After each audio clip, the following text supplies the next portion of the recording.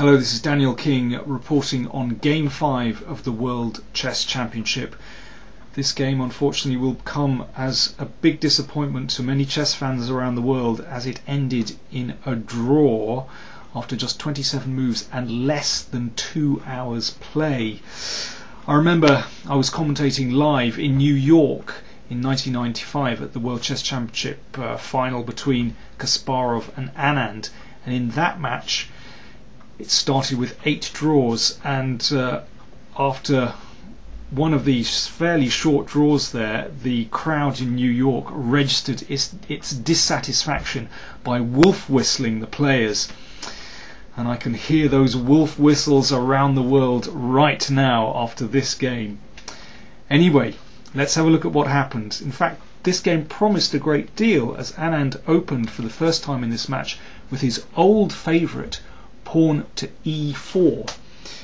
I think this is kind of a moral victory for Gelfand. It shows that Anand still hasn't found a good answer to his Grunfeld defence, so maybe he's giving his analytical team time to work on an answer to it. Anyway, let's see what happened.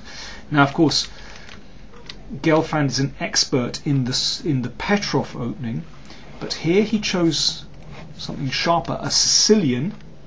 Now, he's an expert in the Najdorf variation, but here he chose another very sharp variation instead, the so-called Sveshnikov variation, named after the Russian Grandmaster Yevgeny Sveshnikov, who really invented this opening, who was actually attending the match in Moscow today. So a great honour for him to see his opening played in the World Championship. Is it a big surprise that Gelfand played this? Well, actually he has played this a few times before, first time in 1998, and he's played it off and on for about 10 years, but still a slight surprise. Of course, this kind of structure with the backward d-pawn is very familiar to him from the Najdorf, so perhaps not a huge surprise.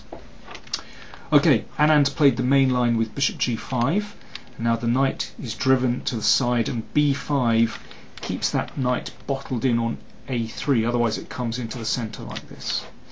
Now bishop takes f6 is possible, but of course the other main move is knight d5.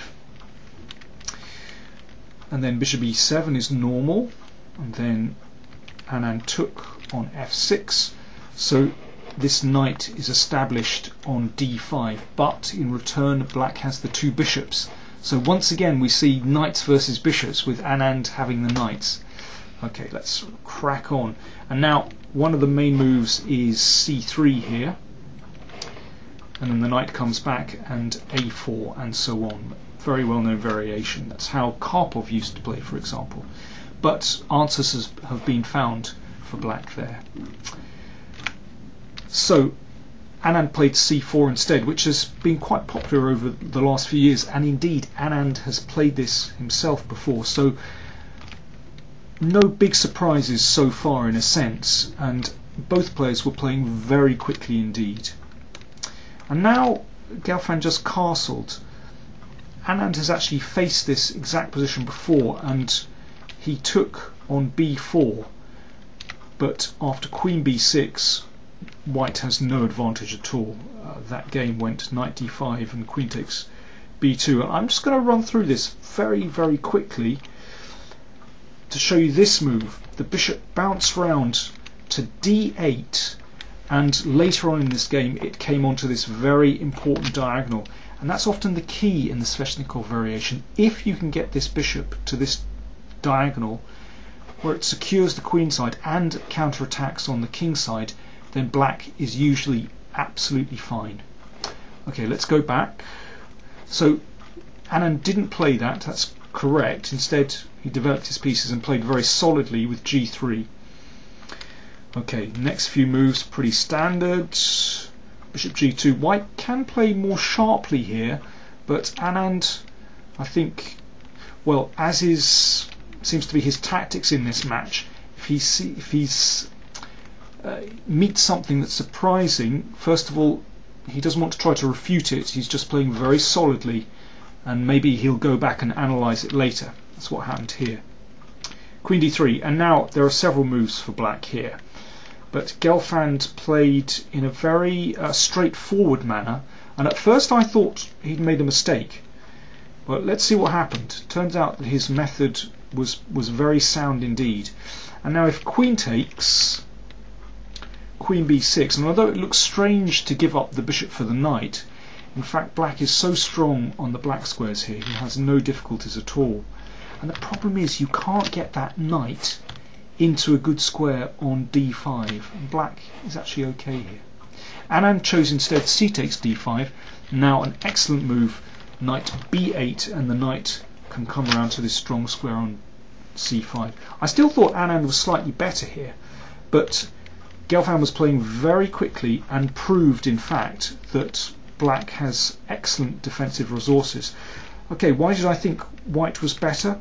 Because in this position you basically have two targets, and I thought perhaps rook a6 for example might be a strong idea, but in fact I think Black is fine here after this for example. And well, let me show a typical variation. And in this kind of position in fact Black has everything under control, and this bishop, again the key is to reach this diagonal and you get counterplay here. Black is alright, the queen holds everything. Let me show you what happened in the game. Bishop h3, okay, this is well motivated obviously to control the c8 square. This bishop isn't so good at the moment, but if it ever comes back into play, as we see along this diagonal, then Black is fine. Let's see what happened. Queen b6, good move. Bishop d7, it's fine to bring the bishop here, but Gelfand reacted excellently. b3, and the idea was to play rook a2, and now he has excellent counterplay. Basically Anand picks up this pawn, but after rook b8 actually the players agreed to a draw. I mean, in this position this is absolutely nothing. Nothing to play for here. But let's just go back a couple of moves.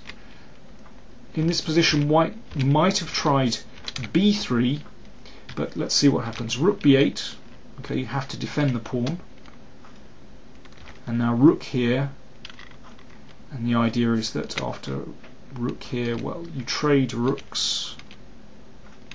Queen c2 is going to pick up this pawn, there's a mate threat here, and now strong move g5,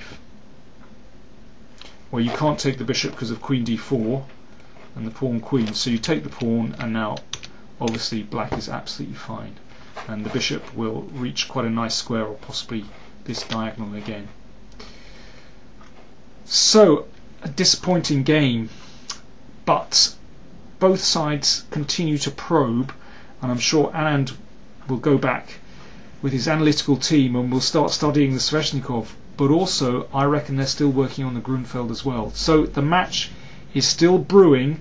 We need to look at the match as a whole and not just well, slightly tedious games like this, unfortunately. See you for the next game.